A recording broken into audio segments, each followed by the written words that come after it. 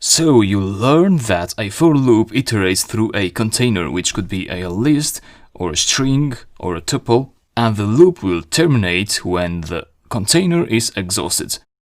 So for example, it prints out 1, 2, and 3, and when there are no more items, the loop ends.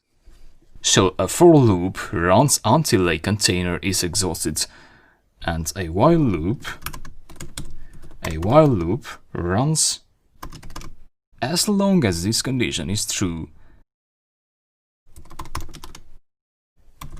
Let me execute that and see what is going to happen. So you will see that 1, 1 is being printed out all the time. So if I scroll up here, I'll not be able to find where the starting point was, because there's a million ones now being printed out there every split of a second. So what's going on here is that a while loop, while is a keyword, and then that is followed by a condition. In this case, the condition is that a is greater than 0, which is true. So a is actually 3, that means this condition is true. And as long as this condition is true, this will be printed out.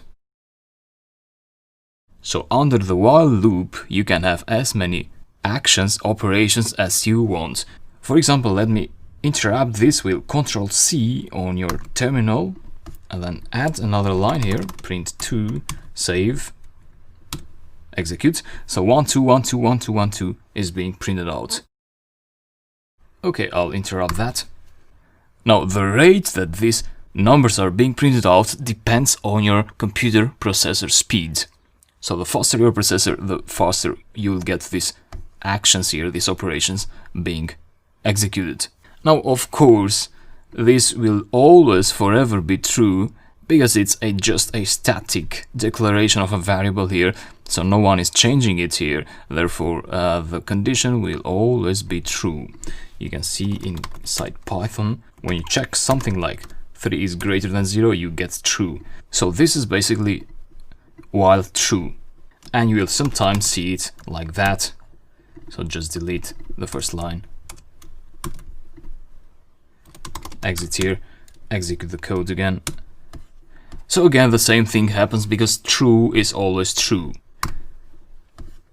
However, this is not how while loops are used in real world. It's meaningless to check if true is true and print out something all the time. So let me go ahead and explain while loops in a better example in the next video.